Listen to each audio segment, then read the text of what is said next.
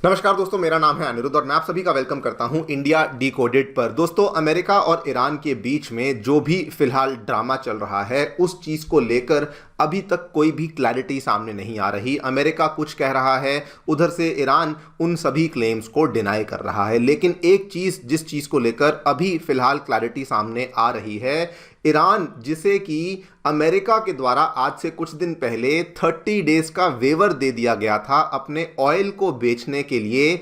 हैरानी वाली बात देखिए, ईरान वही वाला ऑयल इंडिया को ऑफर तो कर रहा है, लेकिन उस पे भी ईरान इज सेइंग कि हम लोग आपको वो ऑयल मार्केट प्राइस पे नहीं बल्कि एक प्रीमियम पे बेचेंगे। आप लोग यहाँ पे देख सकते हैं, इसको ऑब्वियसली सबसे पहले वेस्टर्न मीडिया कवर कर रही है, लेकिन अभी इसको ऑलमोस्ट सभी मीडिया हाउसेस के द्वारा कंफर्म कर दिया गया है कि ईरान जो है वो अपने ऑयल को इंडिया को बेचने के लिए तैयार तो है, लेकिन $6 to $8 प्रीमियम पर बैरल के हिसाब से वो इंडिया को ये तेल बेचेगा as per the Brent benchmark of crude oil. हाँ, एक बात अच्छी है कि वो कह रहे हैं कि हम लोग आपसे जो पेमेंट है वो या तो यूएस डॉलर में या फिर हम लोग आपसे इंडियन रुपी में भी पेमेंट ले लेंगे, लेकिन अगर आपको हमसे ऑयल चाहिए तो कम से कम आपको $6 से $8 का जो प्रीमियम है वो देना पड़ेगा। क्यों हुआ है, क्या हुआ है, इस सभी चीज़ के बारे में आगे चल कर के बात करूंगा।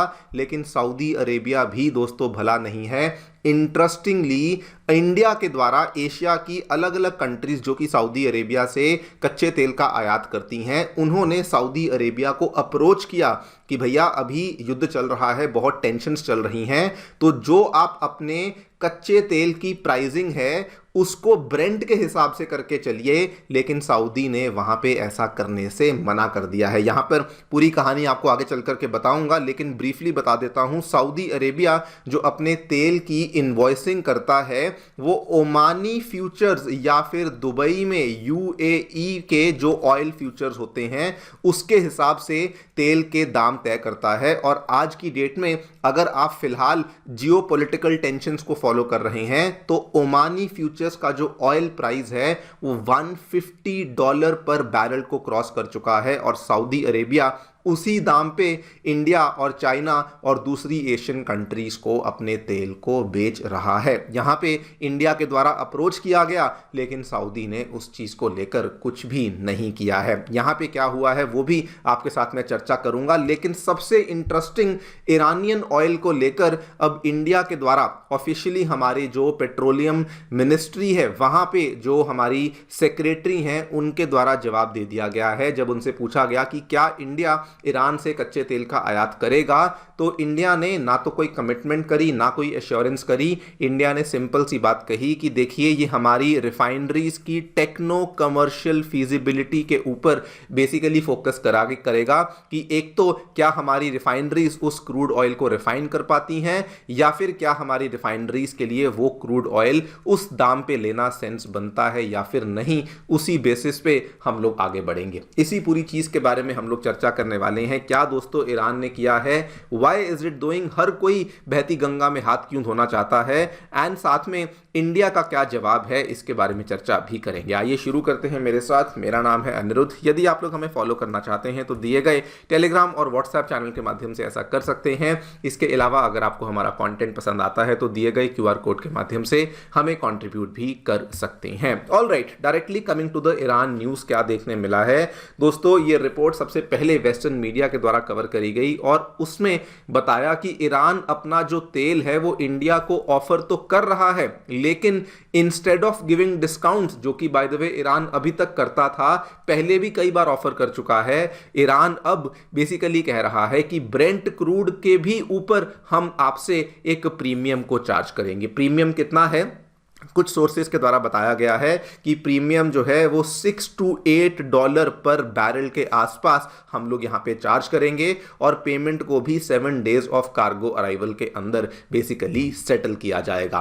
ईरान ऐसा क्यों कर रहा है, देखिए अगर आप ईरान के पॉइंट ऑफ व्यू से देखेंगे तो ईरान बेसिकली एक बिजनेस वर्क की तरह इसको देख रहा है। ईरान को भी मालूम है कि ग्लोबली सप्लाई चेन जो है वो बहुत ज़्यादा डिसरप्ट हो चुकी हैं, टैंकर्स की अवेलेबिलिटी बहुत ज़्यादा टाइट हो चुकी है, इंश्योरेंस में बहुत सारी कॉम्प्लिकेशंस आ चुकी हैं और स्पेसिफिकली एशिया के देश जैसे कि इंडिया, चाइना, जापान हुआ, यहां पे बहुत ज़्यादा डिमांड बनी हुई है और इसीलिए ईरान ये कह रहा है कि हम तो जी तेल को बेचेंगे, लेकिन अगर हम बेचेंगे तो आपके ऊपर हम लोग कुछ ना कुछ प्रीमियम लगाएंगे। तो ईरान के पॉइंट ऑफ व्यू से देखा जाए तो ये एक अपॉर्चुनिस्टिक लेवरेज, मतलब कि मौके का फायदा ईरान के द्वारा उठाया जा रहा है। इनफैक्ट ईरान ये भी यहां पे सोच रहा है कि जब इंडिया रशिया के तेल के लिए प्रीमियम देने के लिए तैयार है तो कहीं ना कहीं वो हमारे तेल के लिए भी प्रीमियम देने के लिए तैयार हो जाएंगे और इसीलिए ईरान के द्वारा ये वाली स्ट्रैटेजी अपनाई जा रही है। ये हाँ, लेकिन ऑफर में एक अच्छी बात जो कि ईरान के द्वारा कही गई है, in fact national Iranian oil company ने ये बात साफ साफ कही कि देखिए वैसे तो हम लोग पेमेंट को डॉलर्स में ही लेना चाहते हैं, लेकिन अगर आप इंडियन रुपीज में पेमेंट को करना चाहते हैं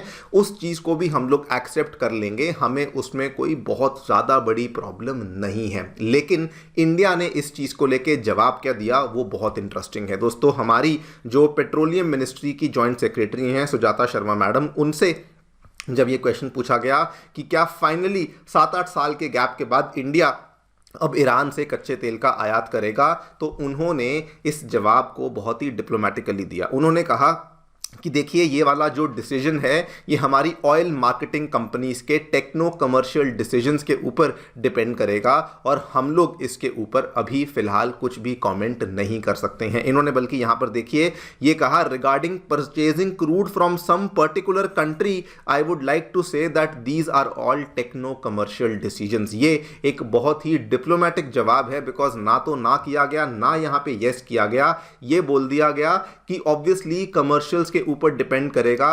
मतलब कि इसका मतलब यह है कि इंडिया ऑब्वियसली अपने आप को एक्सप्लॉइट होने नहीं देगा, किसी भी दाम पे हम लोग ऑयल को परचेज नहीं करेंगे। डेफिनेटिवली ये जो है उसी तेल पे उसी दाम पे ऑयल को परचेज किया जाएगा जहां पे हमारी ऑयल मार्केटिंग कंपनीज के लिए सेंस बनाएगा। इनफैक्ट पेमेंट सिस्टम्स को लेकर भी इन्होंने यहां पे टिप्पणी दी कि एक बहुत बड़ा इशू ईरान से तेल लेने में यह भी है कि तेल तो ले लेंगे लेकिन पेमेंट पहुंचाएंगे कैसे, ये एक बड़ा इशू है।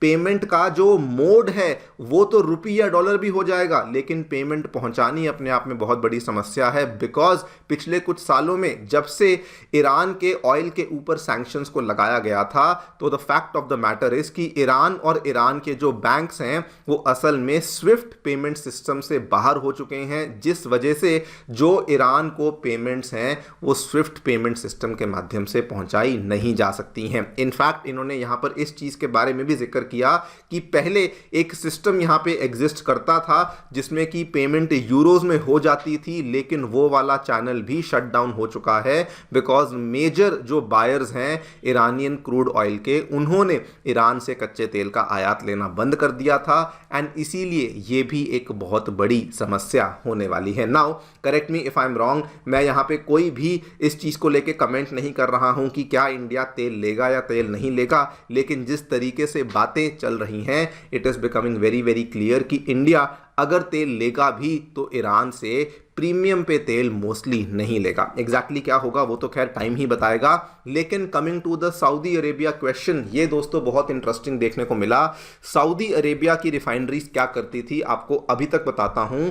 बेसिकली सऊदी अरेबिया जो भी अपने तेल को बेचता था उसमें जो दाम को वो फाइनलाइज करते थे वो या तो दुबई या फिर ओमान के जो बेंचमार्क्स हैं जिसको हम मिडिल ईस्ट सावर क्रूड के नाम से जानते हैं, वो वाले बेंचमार्क्स के हिसाब से वो अपने तेल को प्राइसिंग किया करते थे। और आम तौर पे अगर आप देखें तो जनरली जब कोई प्रॉब्लम नहीं होती तो दुबई ओमान के जो ऑयल फ्यूचर्स हैं और जो ब्रेंट क्रूड का जो प्राइस है उसमें $1 से $2 का फर्क ही होता था, जो कि बहुत बड़ी बात नहीं है। मतलब कि अगर आपको ब्रेंट क्रूड का जो एक ऑयल बैरल है वो $70 का था, तो ओमानियन क्रूड का जो ऑयल बैरल है वो 71 या फिर $72 के आसपास होगा। लेकिन अभी सिचुएशन बहुत ज्यादा चेंज हो चुकी है। अगर आप ब्रेंट क्रूड का ऑयल का दाम देखें तो वो 95 to 105 के बीच में घूमता रहता है। लेकिन अगर आप ओमानियन क्रूड का फ्यूचर देखें या फिर दुबई क्रूड का फ्यूचर देखें तो देखिए ओमानियन क्रूड $169 पर बैरल, दुबई क्रूड $157 पर बैरल, जो कि अपने आप में रिकॉर्ड लेवल के प्राइसेस हैं। और सऊदी अरेबिया अभी भी उसी दाम के हिसाब से अपने तेल को बेच रहा है। इनको जब अप्रोच किया गया एशिया के रिफाइनर्स के द्वारा कि प्लीज़ अपने इस दाम को ठीक करिए, प्लीज़ जो है आप ब्रेंट के हिसाब से अपने ऑयल को बेचिए, तो इन्होंने उस चीज़ को लेके जवाब देने से इनकार कर दिया। कोई कमिटमेंट नहीं करी, कोई एश्योरेंस नहीं करी, कोई इंडिकेशन नहीं करी कि हम लोग यहाँ पे प्राइस को कम करेंगे, बस चुपचाप जैसे उनका काम चल रहा है वैसे ही चलता गया। नाउ ये पूरा का पूरा पैटर्न आप लोग समझिए कि एक ऐसा पैटर्न दोस्तों उभरता आ रहा है कि everybody is basically maximising their profit. Iran के द्वारा भी सेम चीज करी गई, वो अपने प्रीमियम को चार्ज कर रहे हैं, Saudi Arabia price relief offer करने से मना कर रहा है, और जो गल्फ प्रोड्यूसर्स हैं वो भी ये कह रहे हैं हम तो जी ओमानियन क्रूड ऑयल या फिर ये दुबई के क्रूड फ्यूचर्स के हिसाब से ही अपने बेसिकली दाम को रखने वाले हैं। नाउ यहाँ पे एक बहुत बड़ा सवाल आता है कि जब इतनी ज्यादा प्रॉब्लम चल रही है, क्या इन कंट्रीज को ऐसा करना चाहिए था या फिर नहीं? I will not answer this. मैं चाहता हूं कि इस क्वेश्चन का जवाब आप लोग दें, लेकिन ये भी देखना काफ़ी इंटरेस्टिंग होगा, और जो भी होगा मैं आपके सामने लेकर आऊँगा कि will India actually go and buy Iranian oil और नॉट। जो भी आप लोग सोचते हैं बताएं कमेंट सेक्शन में। Thank you so much for listening, stay tuned and stay safe.